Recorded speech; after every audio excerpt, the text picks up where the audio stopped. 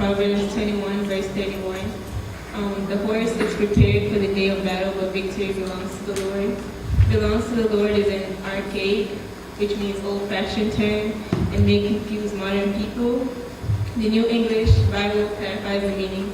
A horse may be made ready for the day of battle, but victory comes from the Lord. Let's look at two aspects of this verse.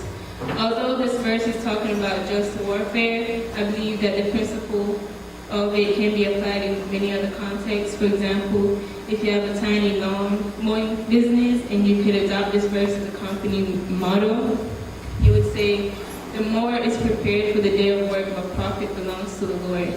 There's an essential element of synergy here. Synergy means working together.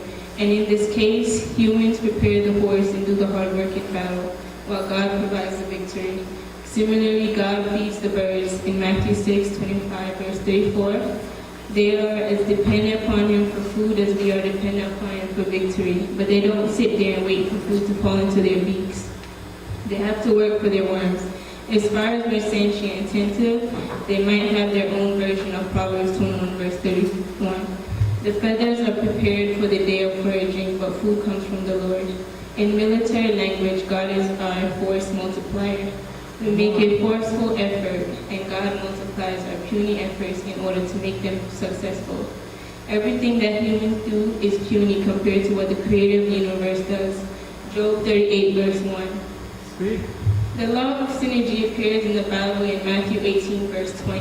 For where 2 or 3 gather together in my name, there am I in the midst of them. The Bible, which proclaims itself as divine, is in itself a product of synergy by the fact that it defined and exemplified the symbols in its own text. It was composed in 3 different languages over a period of 1,500 years by multiple individuals from all walks of life. The Bible was not written by men only. God controlled what these human authors wrote by His Holy Spirit. No prophecy was ever made by an act of human will, but men moved by the Holy Spirit spoke from God. 2 Peter 1, verse 21. The Bible was not written by man's decision, but by God. Amen.